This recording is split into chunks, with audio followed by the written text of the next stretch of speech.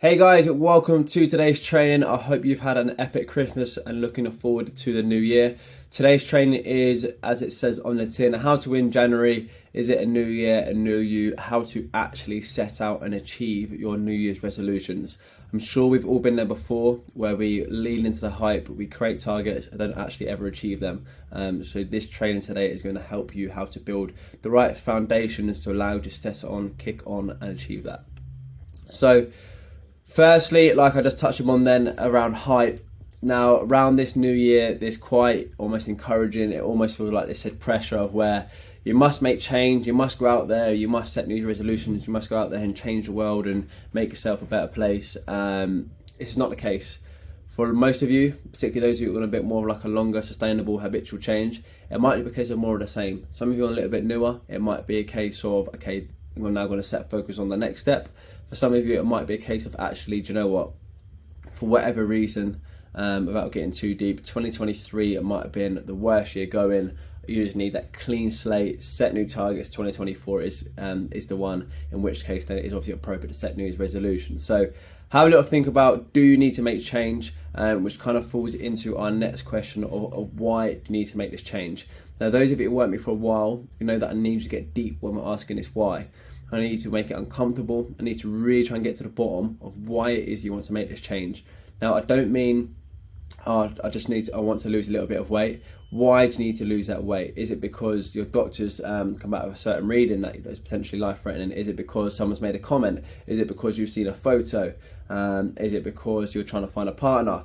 Really try and get uncomfortable, really try and make this deep, really try and get to the bottom for me of why it is you want to make this change. Once you've done that, I want you to focus on one thing. Now, again, we've all been there. We've all had the New Year's resolutions of where we want to set the world on fire. We want to change it all. We want to get stronger. We want to drop weight. We want to start reading more books. We want to get more mobility. We want to increase those steps. We want to finally pass our driving test. Like, we want to do it all, right? Or we need to focus on one thing. Going back to that why, what it is that is most important to you. Now, obviously, a few of those things interlink, i.e. sleep, strength, fat loss, etc. But what is that one thing that would mean the most to you, that will have the most impact in terms of changing for you? So as an example, this might be fat loss, and that's the one thing we're going towards. Within reason, nothing else matters. We're just focusing on fat loss. Next, typically in this kind of setting, we will then look to set a timeline. We would then might look to go, okay, over the next 3 months, I'm looking to achieve X, Y, and Z. We're not going to do that. I want you to focus on the next step. So as an example, if you are setting yourself a 4 kilo target, you're just going to focus on the first kilo. You're then going to go focus on the second kilo, then on the third and the fourth.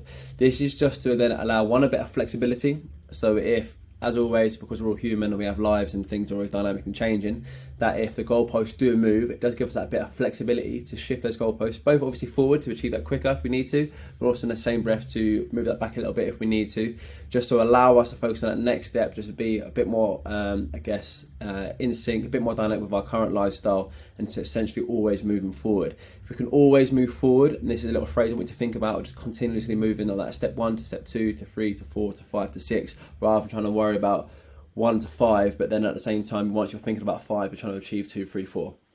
So just focus on that one thing that is most important to you. Then break that down into your following steps and what that next step looks like for you. You might find that as you set this target that you're already on almost like step 2. So in which case you're just cracking on from 3 or 4.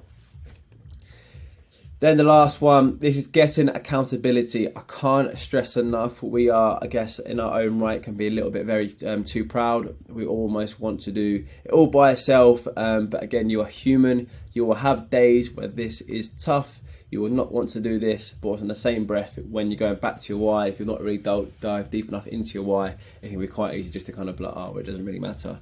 Get accountability. So this can be from your partner, this can be from me, your coach, this can be from your gym community, so your gym friends that you're making, and this can be also your friends outside of all this can be your work colleagues, and this can be your social media. The social media is a great tool because obviously it's largely, obviously most people can see that, so a lot of people on the above can obviously see that, so you're making yourself accountable, particularly if you're getting that box ticked early morning. Once you start to do that and you've set out that intention, and then after a while, when you've had a week off, you'll probably find a few people will reach out that you didn't expect to, but like, oh, you didn't train this week, what's going on? Obviously, when we think about getting accountability, we need to make it just that little bit uncomfortable. So again, by having those hard chats potentially with our partner to say, look, actually, I do really want to drop this weight. Can we get rid of our Friday takeaways, whatever it may be? With me, okay, this is what I want to achieve, because when you come into that training session, I'm like, actually not been in last week, but you said to me you wanted to achieve X, Y, and Z. That's not going to get you there. As much as they might be uncomfortable chats, they're the chats that need to happen in order to move you forward. So that is that for me. That is hopefully how you need to think about how to set yourself up to win January. So again, I'm just going to whiz through it one more time. So you need to think about, do you actually need to make that change? Why it is you need to make that change? But again, I'm stressing enough that you need to make this uncomfortable. Get deep, get deep, get deep. Then focusing on one thing. What is the next step to move you forward towards that goal? And then you're going to focus on one thing, and then obviously you got your next step, move it on towards that next goal. And then again, as much accountability as possible. The more you can do, the harder you're going to make it for yourself. The harder you're going to make it yourself. When it does get tough, that's what will pull you through. But again, if you do have any questions, if you're a little bit stuck with any of this, obviously don't hesitate to reach out and we can help set you up for January to be a win.